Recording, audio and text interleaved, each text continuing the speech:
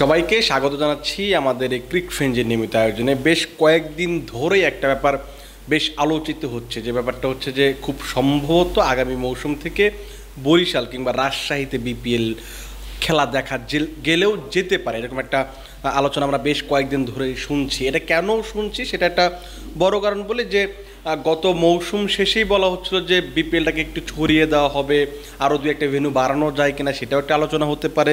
কিংবা 2-3 দিন আগে আকরাম খান একটা ইন্টারভিউ দিয়েছিলেন, ইন্টারভিউ মিনস হচ্ছে সাংবাদিকদের সঙ্গে কথা বলেছিলেন, সেখানে তিনি একটা ইঙ্গিত দিয়ে রেখেছিলেন যে খুব সম্ভবত বরিশাল অথবা রাজশাহীতে বিপিএল নেওয়া হতে পারে। আজকে যখন বিপিএলের নতুন চেয়ারম্যান মাহবুব আনাম বললেন বা বিসিবি সভাপতি বললেন, তখন মনে হয় যে আপনার একটু বিশ্বাস করতেই হয় যে বিপিএলটা খুব সম্ভবত রাজশাহীতে যাচ্ছে। কিন্তু আপনি যদি বাস্তবতার দিকে তাকান যে আদতে কি বিপিএলটা রাজশাহীতে যাচ্ছে, কেন যাচ্ছে বা কেন যাচ্ছে না, সেটার একটা কারণ খুঁজে দেখা যেতে পারে। আমি বিপিএলে যাব তার আগে একটু অন্য একটা ব্যাপার নিয়ে আলোচনা করি, যেটা হচ্ছে যে আমিনুল ইসলাম বুলবুল আজকে একটা ব্যাপার বলেছেন যে বৃহত্তর রাজশাহীকে নিয়ে একটা প্রিমিয়ার লিগ করবেন, যেটা চট্টগ্রামে হয়, যেটা ঢাকাতে হয়, মানে ঢাকার যেটা আমরা ডিপিএল যেটাকে বলি আমরা প্রিমিয়ার লিগ, সিলেটে হয়, সেটা তিনি রাজশাহীতেও করতে চান। এইখানে আসলে আমার সবচেয়ে বড় প্রশ্নটা যে ধরুন ঢাকাতে তো একটা মোটামুটি একটা জাঁকজমক ব্যাপার আছে, যে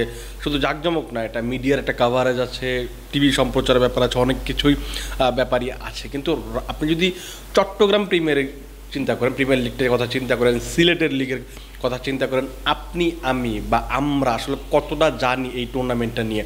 যে জিনিসটা হয় যে ঢাকার যে টুর্নামেন্টটা হয় ডিপিএল, সেখানে কিন্তু অনেক অভিযোগ, আম্পায়ারিং অভিযোগ, ক্লাবগুলোর ক্ষমতার অপব্যবহারের একটা অভিযোগ, কিংবা বিসিবির যারা কর্মকর্তা থাকেন তাদেরও ক্ষমতার অপব্যবহারটা আমরা ঢাকাতে, যেটা টিভিতে টেলিকাস্ট হয়, যেটা মিডিয়ার একটা ইনভলভমেন্ট থাকে, সেখানেও যদি এরকম একটা ব্যাপার হয়, চট্টগ্রাম কিংবা সিলেটের যে প্রিমিয়ার লিগটা হয় সেইটাতে কি অবস্থা হতে পারে সেটা আপনারা একটু ধারণা করে নিতে পারেন। এবং কেন নিতে পারেন সেটা একটা হচ্ছে যে দেখুন, লাস্ট কয়েক বছরে যদি আপনি খেয়াল করেন যে সিলেট থেকে সিলেট প্রিমিয়ার লিগ খেলে, সিলেট বা আপনি যদি চট্টগ্রাম প্রিমিয়ার লিগ খেলে কোন ক্রিকেটারটা ঢাকা প্রিমিয়ার লিগের সুযোগ পেয়েছেন, কিংবা বাংলাদেশ জাতীয় দলের সুযোগ পেয়েছেন, অথবা বাংলাদেশ জাতীয় দলের রাডারে এসেছেন, এরকম দু একজন ক্রিকেটারকে আপনি খুঁজে পাবেন?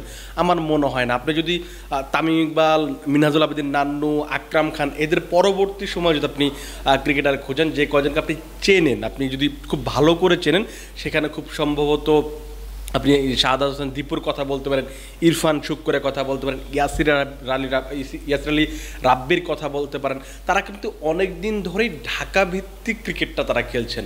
ঢাকা ভিত্তিক ক্রিকেটটা বলতে বোঝাচ্ছি যে ডিপিএল খেলছেন, ধরুন এনসিএল, বিসিএল এই টুর্নামেন্টগুলো খেলছেন। কিন্তু হুট করে একটা ক্রিকেটার ঢাকা মানে চট্টগ্রাম প্রিমিয়ার লিগ থেকে সিলেট প্রিমিয়ার লিগ থেকে উঠে এসেছেন, এরকম কিন্তু আমরা সচরাচর শুনিনি। আপনার যদি মনে থাকে যে রাজশাহীতে একটা টি20 টুর্নামেন্ট হয়েছিল, একেবারে ঘরোয়া টুর্নামেন্ট, যেটা হচ্ছে তাদের স্থানীয় টুর্নামেন্ট, ঘরোয়া টুর্নামেন্টে ঠিক বলা যাবে না, সেখানে হাবিবুর রহমান সোহান সেখান থেকে উঠেছিলেন। এটা কিন্তু পুরো বাংলাদেশ জেনে গেছে। তার মানে হচ্ছে সিলেট এবং চট্টগ্রামের যে প্রিমিয়ার লিগটা হয় সেখান থেকে এরকম কোনো ক্রিকেটার উঠে আসছে না, সেই কারণে কিন্তু আমরা জানতে পারছি না এটা কেন আসছে না। যেটা আমি শুরুতে একটু বললাম যে এটা না আসার সবচেয়ে বড় কারণ যে ক্ষমতার অপব্যবহার। ওইখানে যারা দায়িত্বে থাকেন বেশিরভাগ ক্ষেত্রে হয় যে ওই ক্ষমতাবানদের ক্লাবগুলো বেশি একটু প্রায়োরিটি পেয়ে থাকে, ক্রিকেটের চেয়ে বেশি কে ভোট দিবে, কে ধরুন চট্টগ্রাম কিংবা খুলনা, চট্টগ্রাম বা সিলেট অঞ্চলের রাজনীতিতে প্রভাব ফেলবেন বা বিসিবিতে প্রভাব ফেলবেন, এই ব্যাপারগুলোর কারণেই ওই ক্রিকেটের বাইরে সব খেলাটা আসলে হয়ে থাকে। এখন কথা হচ্ছে রাজশাহীতে এরকম একটা প্রিমিয়ার লিগ চালু করার প্ল্যান করা হচ্ছে, এটা কি আসলে কাজে দেবে কিনা? এখন আপনি যদি এই দুটোর চিত্র একটু খেয়াল করে দেখেন তাহলে মনে হয় না কাজে দেবে, কিন্তু এটা তো আপনাকে চেঞ্জ করতে হবে। যেহেতু আমিনুল ইসলাম বুলবুলের প্রায়োরিটিটাই হচ্ছে ক্রিকেটকে বিকেন্দ্রীকরণ করা বা ক্রিকেটটাকে ছড়িয়ে দেওয়া। ছড়িয়ে দিতে চাইলে আপনাকে শুধু ক্রিকেটটা তো ছড়িয়ে দিলে হবে না, ক্রিকেটটাও খেলতে হবে। ক্রিকেট যদি না খেলেন, ক্রিকেট আপনি ছড়িয়ে দিলেন, আপনি একটা ঢাকার বাইরে দুটো টুর্নামেন্ট করলেন, টুর্নামেন্ট করলে সেখান থেকে যদি ক্রিকেটার আমার তৈরি না হয়, ক্রিকেটাররা যদি উঠে না আসে, সেক্ষেত্রে আসলে ওই টুর্নামেন্টটার তো আসলে ভ্যালু নেই। আপনি যদি একটু আইপিএলটাকে একটু এখানে একটু অ্যাড করার চেষ্টা করেন যে আইপিএল যে টুর্নামেন্ট হয়, যে এই যে পাঞ্জাব কিংসে এবার যে ক্রিকেটাররা খেললেন, প্রিয়াংশ আরিয়া, আপনি নিশ্চিত এই ক্রিকেটারকে আপনি আগে এই আইপিএলের আগে কখনোই আপনি দেখেননি, বা ওই আইপিএলের নিলামের আগে কখনোই আপনি এর নাম শুনেননি। আপনি যদি নামান ধীর এই ক্রিকেটারের কথা আপনি গত বছরে মুম্বাই ইন্ডিয়ান্সের আগে আপনি কখনোই শুনেননি। এখন এই ক্রিকেটারগুলো কোথা থেকে উঠে এসলো, মানে এই আইপিএল তাদেরকে কোথায় পেলো? আইপিএল তাদেরকে পেলো যে নামান্ধির, যেমন পাঞ্জাব যে টুর্নামেন্টটা হয়, পাঞ্জাবের একটা স্থানীয়, এটা কিন্তু এমন না যে বিসিসিআই আয়োজন করে দেয় এরকম একটা টুর্নামেন্ট না, ওই টাইপের ওদের একটা টি-20 টুর্নামেন্ট। সেখানে তিনি 2 ম্যাচে 30টা ছক্কা মেরেছিলেন খুব সম্ভবত, তারপরে তিনি এইভাবে লাইমলাইটে এসেছিলেন।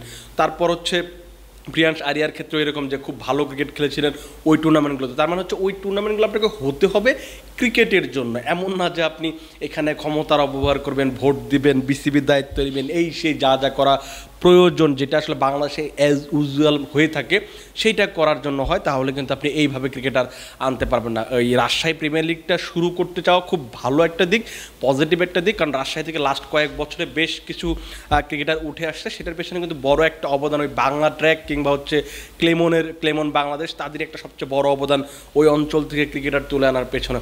সো বিসিবি যদি কিছু করতে চায় সেক্ষেত্রে তাদের ওই পলিসিটা একটু মানে নিতে পারে, কিংবা হচ্ছে স্বচ্ছতার একটা বড় ব্যাপার থাকতে হবে এই টুর্নামেন্টগুলো যদি আয়োজন করতে চায় কিংবা ভালো ক্রিকেটার তুলে আনতে চায়। আর আমরা একটু বিপিএলে ফিরবো, রাজশাহীর সাথে যেহেতু রাজশাহীর আলাপি করছি, সেক্ষেত্রে বিপিএলটা একটু আলোচনা করি যে আজকে মাহবুব আনাম কিংবা হচ্ছে আমিনুল ইসলাম বুলবুল যেটা বললেন যে বিপিএল কিংবা আন্তর্জাতিক ম্যাচ ফেরাতে চান, সেটার জন্য তারা এনএসসিতেও কথা বলেছেন যে কিছু সংস্কারের প্রয়োজন আছে। আমার কাছে মনে হয় যে এই যে বিপিএলটা হবে আগামী ডিসেম্বর জানুয়ারিতে, সেই টুর্নামেন্ট বা ওই আসরটাতে খুব সম্ভবত বিপিএল ঢাকা, চট্টগ্রাম এবং সিলেটের বাইরে যাচ্ছে না। কেন যাচ্ছে না? আপনি যদি রাজশাহী স্টেডিয়ামের কথা চিন্তা, বিভাগীয় স্টেডিয়ামের কথা চিন্তা করেন, সেক্ষেত্রে কিন্তু এখন কিন্তু ফ্লাড লাইট নেই। আপনার যদি মনে থাকে সিলেটে যখন খেলা হচ্ছিল, এই রাজশাহী বিভাগীয় স্টেডিয়ামের ফ্লাড লাইটের অনেকগুলো বাতি খুলে নিয়ে ওইখানে নিয়ে যাওয়া হয়েছিল। তার পাশাপাশি গ্যালারি অবস্থা ভালো নয়, বা ওই আউটফিল্ডটা ভালো, আপনি শুধু তার আউটফিল্ড দিয়ে আপনি একটা ম্যাচ আয়োজন করতে পারবেন, আপনাকে অনেক কিছুরই ব্যাপার থাকে, মাঠের বাইরের হোটেল ব্যবস্থা, অন্যান্য ব্যাপারও থাকে।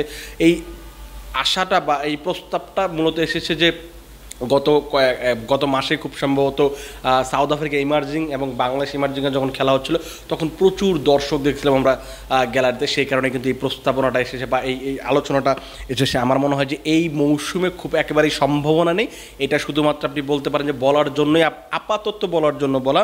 আপনি যদি প্রত্যাশা করেন, বিসিবি যদি প্ল্যান করে যে আসলে আমরা এই ঢাকা, চট্টগ্রাম এবং সিলেটের বাইরে বিপিএল আয়োজন করব, সেই ক্ষেত্রে রাজশাহী কিংবা বরিশাল বড় একটা পার্ট হতে পারে। সেটার জন্য একটা বড় প্রস্তুতির দরকার আছে। আপনি ওই ভেন্যু সংস্কারের ব্যাপার আছে, ওই অঞ্চলে ক্রিকেটীয় কালচারের তৈরি করার ব্যাপার রয়ে গেছে, তার পাশাপাশি হোটেল ব্যবস্থা, যাতায়াত ব্যবস্থা, অনেক কিছুই আপনাকে সামাল দিতে হবে। কারণ আপনি ঢাকা থেকে হুট করে ওইখানে গিয়ে, এবং বিমান ব্যবস্থার একটা ব্যাপার, মানে এয়ার একটা ব্যবস্থা থাকতে হবে। কারণ আপনি চট্টগ্রামে আপনি চাইলে বিমানে যেতে পারেন, আপনি সিলেটে চাইলে বিমানে যেতে পারেন, রাজশাহীতে ওই ফ্যাসিলিটিসটা কেমন হবে, বা বরিশালেও যদি ফ্যাসিলিটিসটা কেমন হবে, সেটা যদি না হয়, আপনি 6টা দল কিংবা 7টা দল নিয়ে আপনি সেখানে যাবেন, ওইভাবে আসলে খেলা পসিবল কিনা সেটা নিয়ে অনেক কিছুই ভেবে চিন্তে দেখতে হবে। এখনকার আসলে ওইখানকার পরিস্থিতি কি, সেটা তো আসলে ওই জায়গাটাতে না গেলে বোঝা যাবে না আসলে কী ধরনের উন্নতি হয়েছে। বিসিবি হয়তো এই প্ল্যানগুলো এখন হয়তো এই যে জিনিসটা সামনে এনেছে, তারা হয়তো প্ল্যান করবে যে কীভাবে এই আগামী 1 বছর কিংবা 1.5 বছরের মধ্যে